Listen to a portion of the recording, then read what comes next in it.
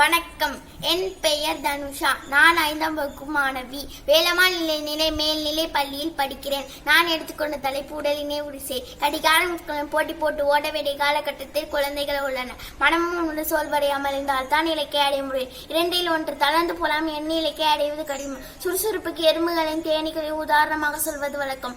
எல்லோருக்கும் அது போல இருக்க ஆசைத்தான். ஆனால் மனநினைப்பது உடல் செய்யக்கூடிய அளவுக்கு நாம் ஆரோக்கியமாக இருக்கிறோமா என்பது சிந்திக்க வேண்டிய விஷயம். உடல் ஆரோக்கிய நோயின்மை ஆகியவை உள்ளத்தின் வளர்ச்சிக்கு அறிவின் வளர்ச்சிக்கு மிக அவசியம். உடல் ஆரோக்கியத்திற்கு உடல் வலுவாக இருக்க வேண்டும். அதற்காக நல்ல உணவும் உடல் பயிற்சி அவசியமாகும். மனித சமுதாயம் எவ்வளவு தொன்மையானது அவ்வளவு தொன்மையானது விளையாட்டுகள். மனிதன் முதல் பொழுதுபோக்காக விளையாட்டுகள் தோன்றின. விளையாட்டுகள் மனதிற்கு மகிழ்ச்சியை தரும். ஒரு செயல் மனிதனின் பொழுதுபோக்காக மட்டுமின்றி உடல் நலம் மனநலம் பேணுபவை ஆகவும் உள்ளன. வாழ்க்கைக்கு பயிற்சி அளிக்கும் தளம் என்று இதை கூறுவர்.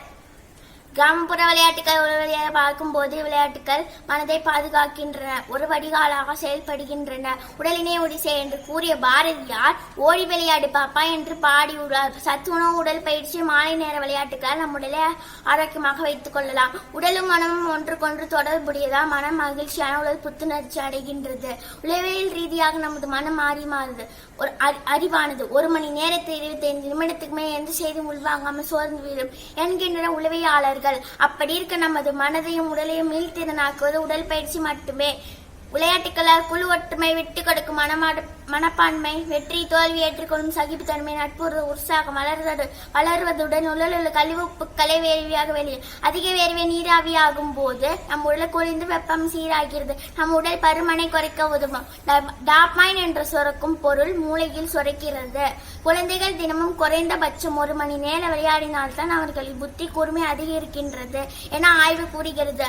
ஆனால் படிப்புக்கு ஒதுக்கப்படுகிற நேரத்தை போல விளையாட்டுக்கு ஒதுக்கப்படுவதில்லை என்பதுதான் சோகம். இதனால் பல மாணவர்கள் படிப்பில் நாட்டமில்லாத பண உளைச்சல் போன்றவை தலை தூக்குகின்றன. குழந்தைகள் மட்டுமில்லாத பணிக்கு செல்வோருக்குள்ள விளையாட்டுகள் தேவைப்படுகின்றன. ஒரே இடத்திலிருந்து 8 மணி நேரம் உழைத்து கலைப்பவர்களுக்கு விளையாட்டுகள் புத்துணர்வு தெரியும். அடுத்து செய்யக்கூடிய காரியங்களுக்கு மனம் ஒத்துழைக்கும். அரிது மாய்ந்தாய் பிறகு அரிது என்ற அவ்வை சொன்ன மானுட பெருப்புறு உறுப்புறு உள்ளடக்கிய உடல் என்னும் கோவில் உறுதியாய் இருக்க வேண்டும். முப்பினுக்கிணை கூட நோய்க்கும் இடங்கொட என்று அறிவுறுத்தும் வண்ணம் நம் முன்னோர்கள் நோயுற்றதாக வாழ்ந்து வந்தனர். தனிமனித ஆரோக்கியத்தை முன்வைத்து பாரதி சொல்லும் உடலினை ஒளி என்னும் முழக்கம் உலகெங்கும் ஒளிக்கட்டும். நன்றி.